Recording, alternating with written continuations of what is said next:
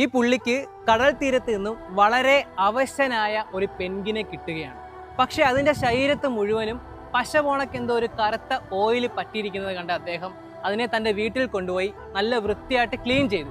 എന്നിട്ട് കുറച്ച് ദിവസം അദ്ദേഹത്തിന് സ്വന്തം മകളെ പോലെ ആ പെൻഗിനെ വീട്ടിൽ ഫുഡൊക്കെ കൊടുത്ത് പരിപാലിച്ച് നല്ല ഉഷാറാക്കിയെടുത്തു.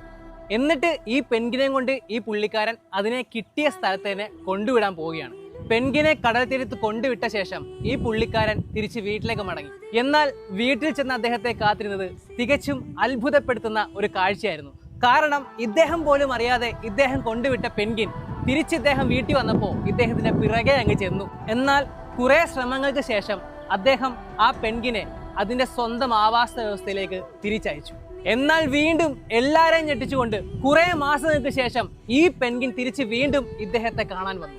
തുടർന്നുള്ള 8 വർഷങ്ങൾ സമ്മർ സീസൺ ആകുമ്പോൾ ഈ പെൻഗിൻ ഇദ്ദേഹത്തെ കാണുവാനായിട്ട് 5000 മൈൽസ് കടന്ന്, അതായത് ഏകദേശം 8000 കിലോമീറ്റേഴ്സ് കടന്ന് എല്ലാ സമ്മർ സീസണും ഈ പെൻഗിൻ വരുമെന്ന്. എന്തിനാണെന്നറിയോ? അങ്ങേരെ ജസ്റ്റ് ഒന്ന് കാണാനായിട്ട്. ഇതാണ് സ്നേഹം, ഇതാണ് നന്ദി, ഇങ്ങനെയാണ് പ്രകൃതി നിയമം, ഇങ്ങനെയാവണം നമ്മളെല്ലാവരും. നമ്മളെന്നും നമ്മളെ സ്നേഹിച്ചവരോടും നമ്മളെ കൂടെ പിടിച്ചു നിർത്തിയവരോടും നന്ദിയുള്ളവരായിരിക്കണം. എന്നെ അതുപോലെ സ്നേഹിച്ച് എന്നെയും കൂട്ടത്തിൽ ഒരാളായി ചേർത്ത് നിർത്തിയ എല്ലാവർക്കുമാകട്ടെ ഇന്നത്തെ ഈ വീഡിയോ. Love you all.